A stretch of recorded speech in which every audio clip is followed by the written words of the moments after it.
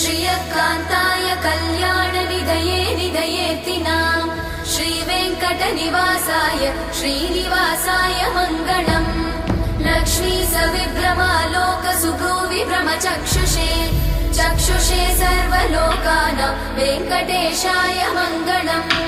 श्रीवेङ्कटाद्रिशृङ्गाग्रमङ्गलाभरणाग्रये मङ्गलानां निवासाय श्रीनिवासाय मङ्गलम्।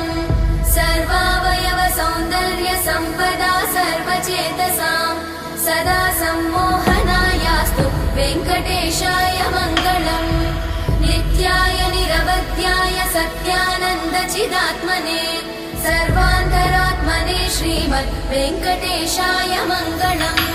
स्वतः सर्वविदे सर्वशक्तये सर्वशेषिणे सुलभाय सुशीलाय वेङ्कटेशाय मङ्गलम्।